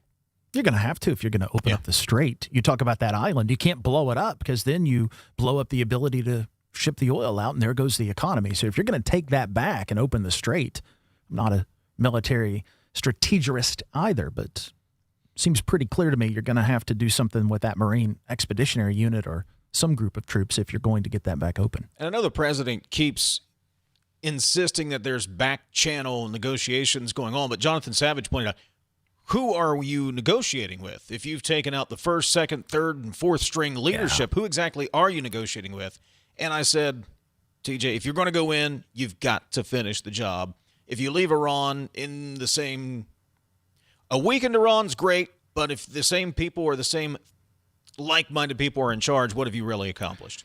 Well, and what is the point of negotiations with counterparties that you cannot trust? And clearly the Iranians have proven that we cannot trust them. All right, I'm going to find where the spider went, take care of that little issue during the news break. And when we return, we'll talk to Dr. Joseph Jones, WVU Reed College of Media, the impact of the lawsuit verdict against Meta and YouTube out in California and New Mexico last week. This is Talkline on Metro News for 40 years, the voice of West Virginia. It's 11:30. Let's get a news update from the Metro News Radio Network. Find out what's happening across the great state of West Virginia. West Virginia Metro News, I'm Chris Lawrence. Members of the TSA are starting to see their first paychecks in weeks, funded by President Trump's executive order. For weeks now, the nation's airports have been at a standstill, with agents having to call in sick or take a second job to make ends meet. It's created huge backups at the airport checkpoints nationwide, but not at West Virginia International Yeager Airport. Director Dominic Rainieri said their TSA lines have been normal because very few have called off. And she said that's dedication that's been hard to watch. Here at CRW, we have a lot of husband and wife duos, couples that both work for TSA here at CRW. So imagine that situation where both are not receiving a paycheck since February. And we're not that far off from the last government shutdown. So a lot of them were just recovering from, the credit card bills and everything else they had incurred just months ago. Elisa Bailey is a volunteer who's been helping to coordinate donations of gift cards of $20 or left, along with groceries for those agents. I do know that they have appreciated, especially some of the groceries that are coming in because, and the gas cards, because those prices seem to be a little inflated right now. There are 52 TSA screeners and administrative staff at Yeager. A forest fire in Greenbrier County came dangerously close to homes in Lewisburg. Crews responded to the blaze burning quickly around Cecil Lane Sunday afternoon about 3:15. They finally got it under control about 9 last night. You're listening to Metro News for 40 years, the voice of West Virginia. The last class of the day for my student athletes isn't English, science, or math. It's school sports, where the #1 priority is teaching, just like every other classroom. As their coach, I help them grow as leaders and become better people, preparing them for the game and, more importantly, for life. That's why the best wins are the lessons they learn, which will impact them long after their playing days are over. Encourage your student to participate in school sports. This message presented by the WVSSAC and the West Virginia Athletic Directors Association. If you have a child who's a junior in high school in West Virginia or know someone that does, please listen up. Here's your opportunity to win a full scholarship from West Virginia Wesleyan College that includes room, board, tuition, and fees. The 19th Annual West Virginia Scholar Program is presented by ZMM Architects and Engineers and the West Virginia Farm Bureau. The deadline is May 3rd. For details, go to WVMetroNews.com to apply. That's WVMetroNews.com. Remember, application deadline is May 3rd. The state Supreme Court has announced that Doddridge County is now part of the Remote Victim Outreach Program, a program that enables victims of sexual assault and domestic violence the option of filing petitions and participating in court hearings remotely. The program protects victims by helping them avoid direct contact with the suspect or other parties in court. The program in Doddridge County will be unveiled at Hope Incorporated Family Crisis Center in West Union later today. Doddridge County is the 15th county to have the program. From the Metro News Anchor Desk, I'm Chris Lawrence.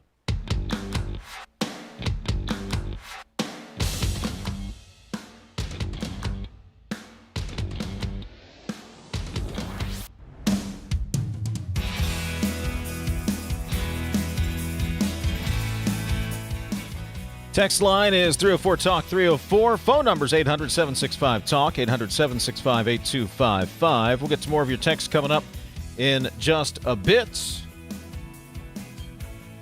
Also, I regret to inform you, the spider is no longer with us.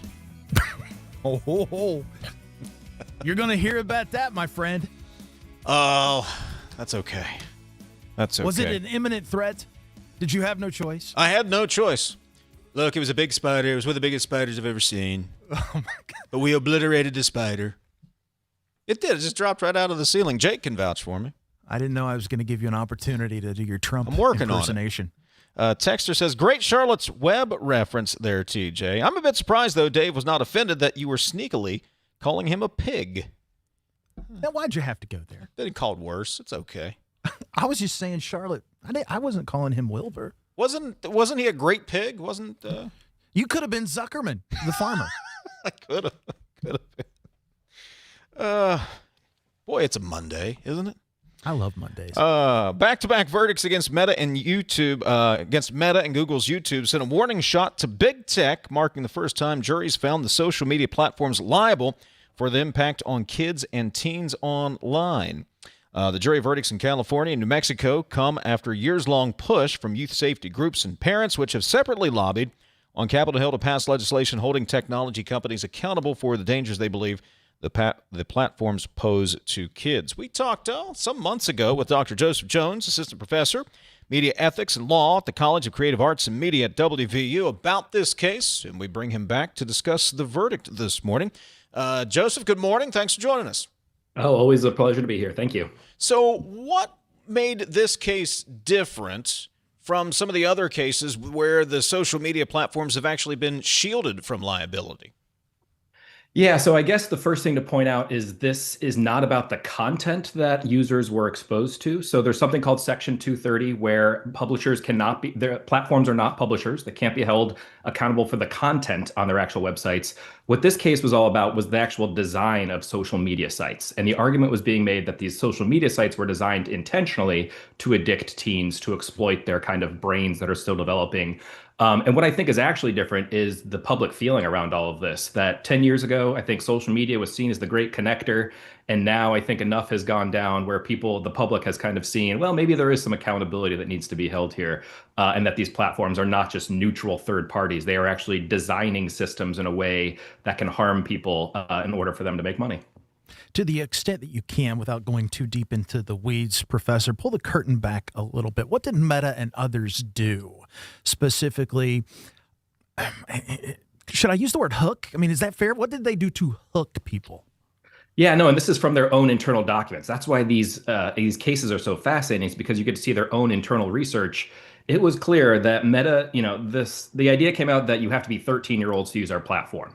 But then they realized, 11-year-olds, actually, if we can get 11-year-olds, then we can get them to be hooked by the time they're 12 and 13. So they actually aimed kind of at younger audiences. So it's pretty clear that with who they were targeting, These things like endless scroll, these autoplay videos, liking. The biggest, most egregious thing to me, and you guys will remember, we're all the same age of the internet. You used to be able to kind of just follow people you wanted to follow. You were friends with people, you would see their content. Then these companies started tweaking these algorithms where it was actually third parties who could pay for your attention that you got to see more and more. And your own people that you follow would actually have to pay to like boost their own content. So not only are we kind of designing systems to be addictive with the endless scroll, the autoplay videos, now we're actually showing you things you didn't ask to see in the first place, because we also know that it can get you engaged by angering you or triggering you or doing whatever it was going to do to harm you. Dr. Joseph Jones, Assistant Professor of Media Ethics and Law at the College of Creative Arts and Media at WVU. Is this the digital version of the big tobacco moment from the 90s? Yeah, I mean, that's what everybody is saying. I think it's still up to kind of larger people in power at this point. Like, look, we've seen a jury kind of do this. You know, Meta and Alphabet, Google's company, are going to appeal. So these cases, even if we win these cases, we can see the public is feeling a certain way, but our legislators, our regulators, are these people going to actually step in and then make laws that protect people? That's kind of the next thing to be seen. So that's what happened in the tobacco industry. Regulators kind of stepped in. It's yet to be seen whether our legislators, and let's remember, big tech pays for a lot of lobbyists. They pay for a lot of PR. It's not going to be an automatic thing. Like, just because we've won one civil case, the public has won one civil case, doesn't mean there's necessarily going to be the accountability we're all thinking there should be. Well, I was going to ask you about that case. Is this, and obviously they will appeal, so we've got a road we have to travel here. But is this enough of a jolt to go back to the days, or incentivize or force these tech platforms to go back to the days that you talked about? I like to think of it like MySpace, right? Remember MySpace, when you had those, it was just your pals. Is it enough of a jolt to take them back to that, or are those days long gone for good? I think it is. I think it's enough to at least make them double think, and even to make companies double think. What influencers are they getting involved with? What people on social media are they going to associate themselves with? Because what this is showing is that you cannot just use intentionally emotional and manipulative content without some kind of consequence maybe down the road. So hopefully this makes everybody kind of slow down and rethink. Maybe the internet shouldn't be the Wild West, and maybe there should be some kind of rules in place, especially when it comes to protecting children. So I'm not going to come here and be overly optimistic and say this changes everything, but I do think it'll make people pause. And this is when we as the public have to push our legislators to say, you guys need to now step in and do something, whether it's anti-monopoly, whatever kind of laws that need to come out of this. How tricky is the balance here with, I think we all agree the algorithms are designed to get you to just keep scrolling to see some of the most crazy posts, because those are the ones that are going to get you to engage. But where's the balance here without infringing on the free speech part, which is obviously going to be unconstitutional? Sure, yeah, free speech, and that is up for a public debate. That is not for me to decide or for us to decide as, like, people in the media, but it is what people are willing to kind of tolerate. I do think we should be cautious about free speech, but I also think it's pretty obvious that these tech companies knew they were trying to get people addicted to it. Their internal research shows what they were able to do by manipulating people's emotions. So maybe we need to actually talk about business models and incentives that don't just talk about kind of content, but how these systems are designed. And that is less of a free speech issue when we talk about technological systems and their design. I want to juxtapose Facebook, we'll pick on Facebook, against LinkedIn. For instance, when I use the two, maybe it's my perception, I feel like I can have a good debate on LinkedIn. I feel like different viewpoints come through, but maybe it's not necessarily as emotional as what I would see on Facebook. Are they doing something different? Is their algorithm different? Is it just a different class of user? Or maybe I'm wrong. Maybe it's not any different than Facebook. Yeah, I mean, so I am not myself on Facebook. I am on LinkedIn a lot. I don't know if I could speak well to the algorithm, but I would say I think you hit it with kind of the self-selecting of the users who are there.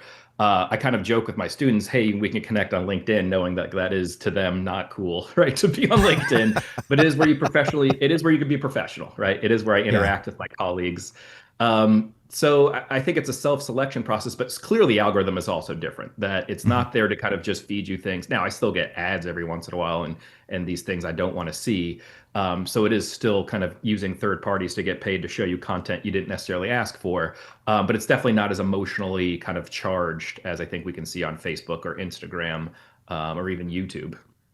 Talking to Dr. Joseph Jones, Assistant Professor, Media Ethics and Law, College of Creative Arts and Media. So here's the age-old question. I'll pitch it to you. How much of this is just strictly on the parents and the individuals to keep kids off of these sites so they don't become, and restrict screen time so they don't become addicted, so they aren't exposed to some of these things that could lead to detrimental behavior down the road? Yeah, I mean, the conversation is always going to turn to the parents, and in fact, kind of Facebook's whole defense in this lawsuit, this most recent lawsuit, was essentially victim blaming, to say the parents didn't look out for her. This plaintiff was not. She was not caused, like, the depression was not caused by Facebook. It was her personal life. It was being bullied at school, all of these other things. So we can definitely look at kind of personal and individual responsibility. But I think it's not a fair fight when you have billion-dollar companies that can do research into how to use AI to manipulate individuals, as opposed to like families just saying, "Hey, cut off your screen time." Because I think we all know too that, I mean, I was told not to play Mortal Kombat. I found a way to go to my friend's house and play Mortal Kombat, right? So parents definitely play a role in this, but I'm all about having social solutions to social problems. So we shouldn't just leave it on parents. But at the same time, yeah. So I'm a fan of this accountability here. I don't know how far it will go, but I do think this is a step in the right direction, even though parents still have kind of a role to play, obviously, right? Yeah. I was looking at the market cap of Meta, right around $1.5 trillion with a T. $375 million is a drop in the bucket. But if enough of these cases compound, I don't think it's hyperbolic to suggest that, you know, if this continues and they don't right the ship, you could very easily see financial detriment in Meta's future. So there's 8 cases that I think are going to happen pretty soon. And then if you look, there's probably around 2,000 cases that are waiting in the backdrop there. So yeah, this could quickly potentially bankrupt Meta. What I see happening is Meta then just trying to settle at a much larger scale with all these and not have them actually go to trial. But then everybody who's got some kind of evidence of harm can jump on it. So it'll have to take some government intervention. I think our government protects our digital companies. They don't want them going bankrupt necessarily. So kind of like with tobacco, I'm sure there'll be a big class action lawsuit. If it comes down to that, I still think we need to wait and see on that. But no, there's some real penalties here. And that is how you get these corporations to pay attention, is start charging them fines. And a lot of times they'll see these fines as the cost of doing business. Like, if we can still continue these practices and get people hooked, we're willing to pay the fines. It is also about public outrage. It is also about contacting your legislator, getting some stuff done while we have this momentum. Dr. Joseph Jones, Assistant Professor, Media Ethics and Law, College of Creative Arts at WVU, who also had to sneak around to play Mortal Kombat back in the day. Sega Genesis, Nintendo, what were you playing on back in the day? So yeah, my friends had the Sega Genesis. I had a Super Nintendo. I wasn't allowed to buy it myself. So Sega Genesis. Yeah. You remember the keying sequence? You remember what buttons with the move? Can you? I remember a couple, like back, left, forward. Yeah, so a couple. There it is. Yeah. There it is. Hey, we always appreciate the perspective. Thank you. Yeah, thank you. Dr. Joseph Jones, WVU College of Creative Arts and Media.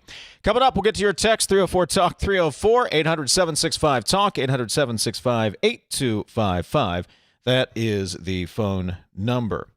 May not feel like boat weather. It might actually by the middle part of this week. We're going to be up in the 80s, but we're getting very close, so you better not wait. You better head over to LouWendellMarineSales.com right now to check out the great deals on pontoon and fishing boats.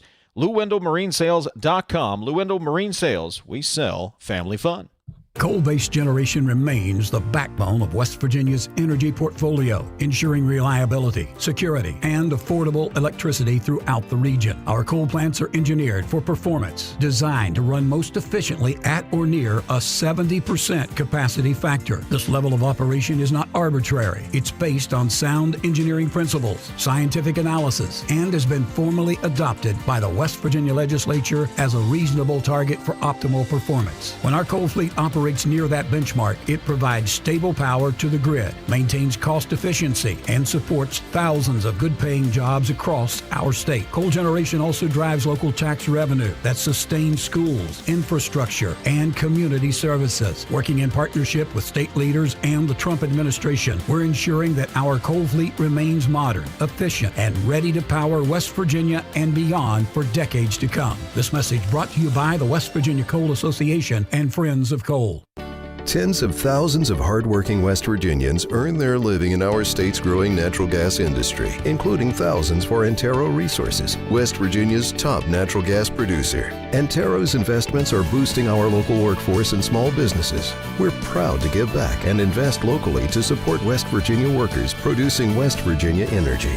But the Mountain State's best days are ahead, and Antero Resources is just getting started. Visit AnteroResources.com to learn more. We are there for you, to care for you at the health plan. We are here for you. For over 4 decades, we've been rooted deep inside West Virginia. Through thick and thin, supporting local families and businesses. Proudly serving your neighborhood since 1979. Your trusted partner in the community. The health plan. We are here for you. You're listening to Talkline on Metro News, the voice of West Virginia. You own a boat because you love spending time on the water. Choose the outboard that allows you to make the most of it. Honda Marine's legendary reliability, ease of maintenance, and powerful performance keep you going strong. And they're all backed by the peace of mind protection of the industry's best limited warranty. Visit your Honda Marine dealer today and find out why it's more than an engine. It's your time on the water.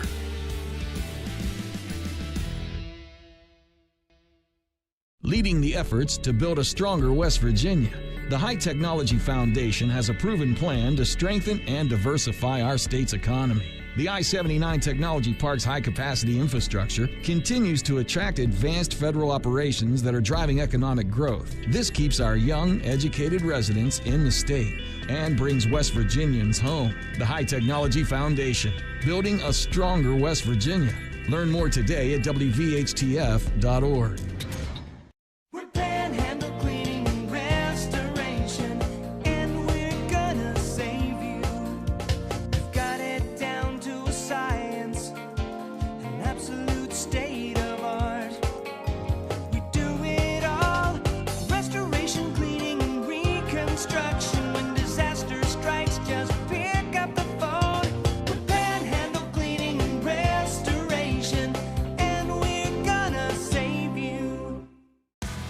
With Metro News Hotline. If it's trending, it's probably here. And then the other thing, his last name is one of those weird Norwegian names where they have 2 vowels that slam into each other. It's like the A and the E are like cemented into each other. You're like the 12th Dave that works here. What do you think people from Norwegian think about that? That is fair. Join Dave Weekly and Coop weekdays for Hotline on Metro News Television.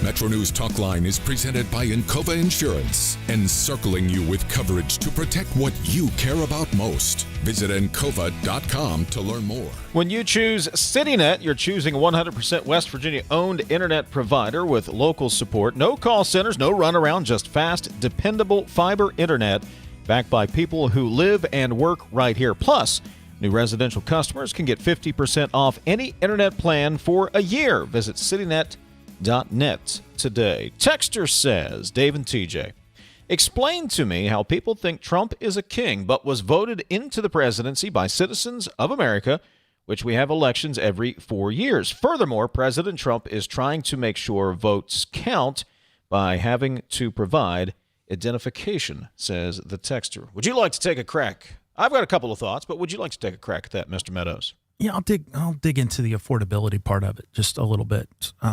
I think our guest rightly pointed out that it's been going on for 6 years. So it's not just this administration. Many people are seeing affordability issues because of what happened with all the stimulus money back in 22. That's when inflation went through the roof, like 9%. And while the inclination might be we need some deflationary pressure now, that could risk the economy going the other way. So we got to play catch up, and that takes time. And we just haven't had time for wages to catch up to that spike. And so it's creating this frustration for people, this very real frustration when you go to the grocery store and the price of eggs is up and everything else. So, but that's harder to crystallize for people, Dave, to put their frustration and protest that rather than placing that on an individual. Does that make sense? Mm-hmm. And I just think we need some time to catch up.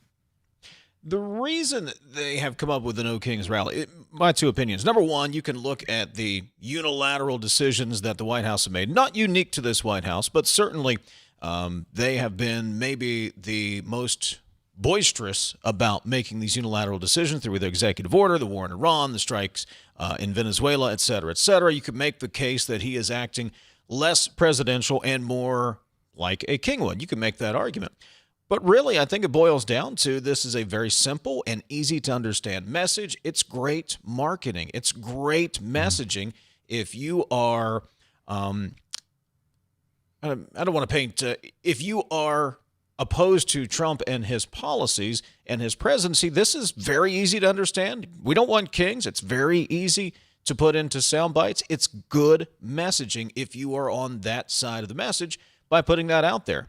That's pretty much what it boils down to. I don't think anybody at any of these rallies actually believes President Trump is a king. He is termed out. He will not be on the ballot in 2028, no matter how many times he insinuates he will be. Mm-hmm. It's good messaging to get your message out there in this political environment. That's what it amounts to. The other part of that, whose job is it to police the king? Congress. We come back to this all the time. Do your job, Congress. And they don't want to do their job. They want to be reelected. And so they've punted and abdicated the throne, so to speak, in their power to the president. And that's part of the problem, too, that people aren't talking about with this. If you think we have too powerful of an executive in this country, blame Congress. 304 Talk 304, final break. Back in a moment. This is Talkline from the Encova Insurance Studios.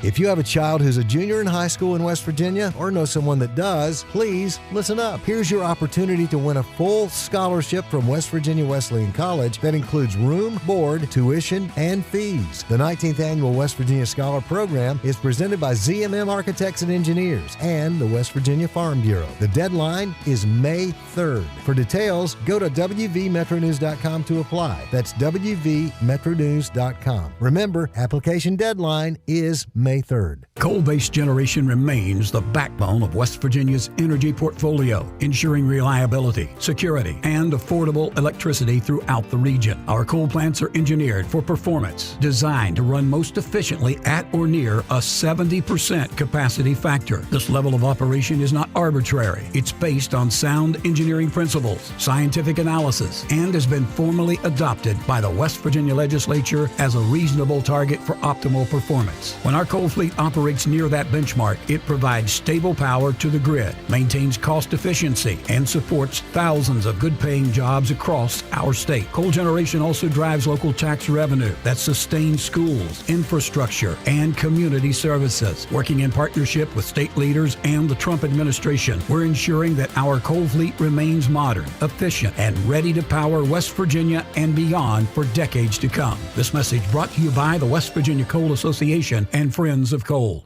Senator Shelley Moore Capito is more than a true conservative and proud West Virginian. She's a champion of our way of life.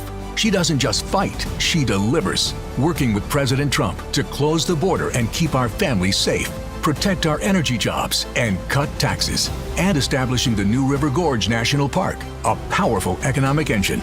Shelley Moore Capito, our senator, our champion. I'm Shelley Moore Capito, and I approve this message. Paid for by Capito for West Virginia. You're listening to Talkline on Metro News, the voice of West Virginia. Hello, West. Longer days, warmer drives, and better deals at Dan Cava GMC. Hit the road in one of our new luxury GMC Acadias. Take your pick from our massive selection. Now up to $5,500 off select new Acadias and 3.9% for 60 months. The great deals continue with our large selection of quality pre-owned vehicles. All this and more at Dan Cava GMC in Bridgeport. Shop the world. Download Metro News Television on your iPhone or Android. Search Metro News Television in your app store.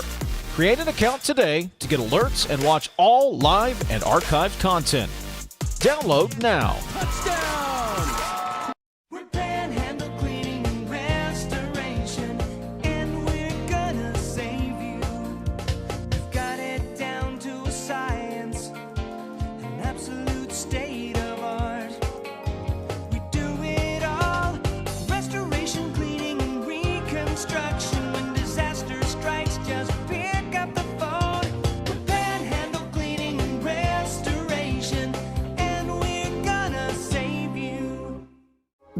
When I was heavy, being on my feet all day seemed like torture. It makes you feel defeated. I'm just going to be like this for the rest of my life. But then I thought, I'm done acting like that. I'm not going to be like that anymore. Bariatric surgery at WVU Medicine helped me lose 265 pounds. It's always been my goal to have my own place. I want everyone to feel welcome here. I would never have been able to do all these things before without WVU Medicine. You own a boat because you love spending time on the water. Choose the outboard that allows you to make the most of it. Honda Marine's legendary reliability, ease of maintenance, and powerful performance keep you going strong.